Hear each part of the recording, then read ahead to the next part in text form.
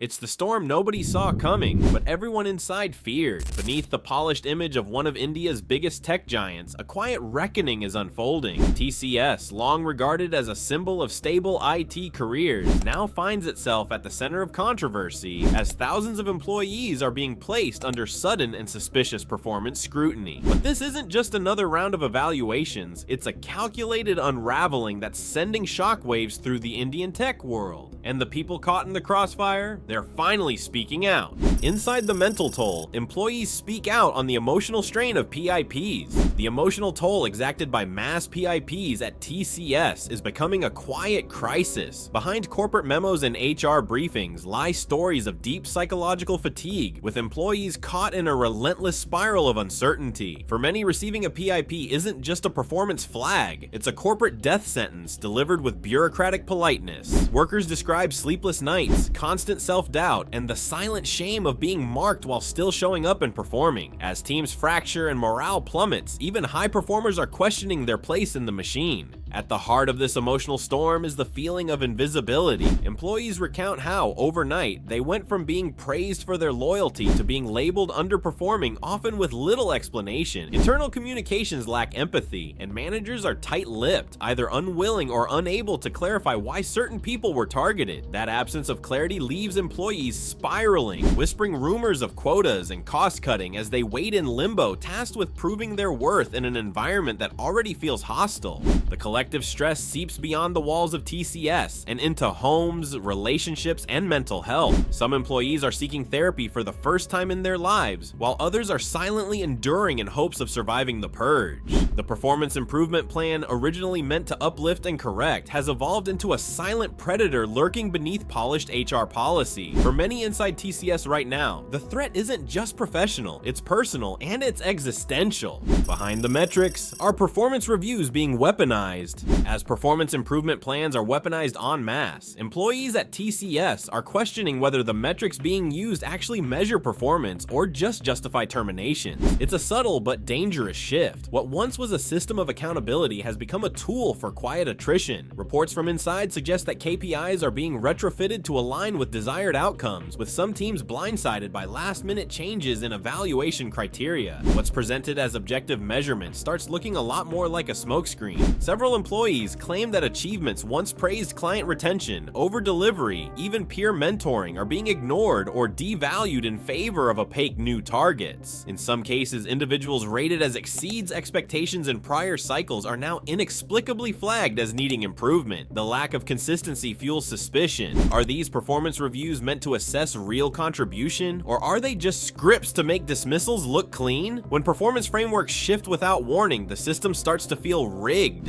The trust gap is growing fast. When workers no longer believe that metrics reflect merit, the cultural fabric begins to unravel. Loyalty diminishes, collaboration weakens, and ambition stalls. Employees begin optimizing not for excellence, but for survival, prioritizing appearances over impact. In the long run, weaponized performance reviews don't just harm individuals, they rot institutions from the inside, replacing innovation with fear and silencing the very voices companies claim to value most. Corporate restructuring or cost-cutting disguise? What TCS frames as corporate restructuring may very well be a thinly veiled cost-cutting maneuver.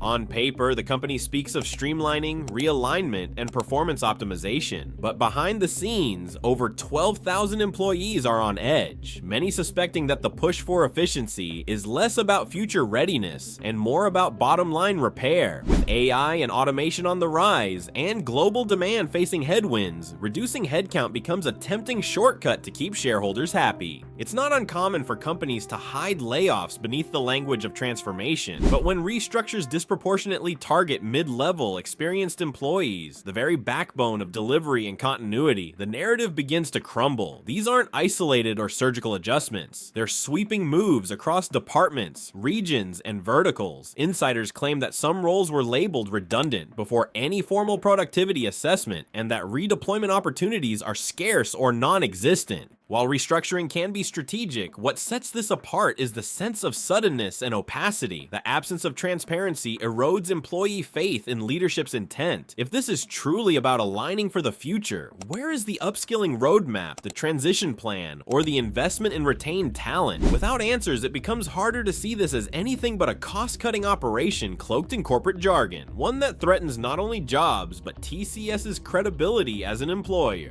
Impact on India's IT sector. Will other giants follow suit? India's IT industry is watching TCS like a canary in the coal mine. The use of mass PIPs and looming layoffs isn't just a TCS story, it's potentially a signal flare for what's next across the entire sector. As margins shrink and tech giants scramble to align with a rapidly AI-driven future, the temptation to replicate these quiet exits could ripple outward. Infosys, Wipro, HCL, none are immune from the same global pressures, and internal sources already hint at similar evaluations taking shape behind closed doors. Historically, Indian IT firms have leaned on a culture of long-term employment and gradual promotion, but in today's climate, that model is under stress. Clients are demanding more for less, automation is replacing routine roles, and leadership teams are under pressure to deliver growth despite slowing revenues. If PIPs become the go-to mechanism for pruning the workforce, the entire industry's employment model could pivot from nurturing talent to engineering churn. That shift would be seismic. The fallout won't just be internal. A broader wave of forced attrition could impact campus placements, upend mid-career stability, and trigger unrest among India's massive base of software engineers. It could also alter the public perception of IT jobs, from aspirational careers to unstable gigs. The real question is whether TCS is acting as a reluctant leader during transition, or whether it's setting a precedent that others will follow to preserve profits, no matter the human cost.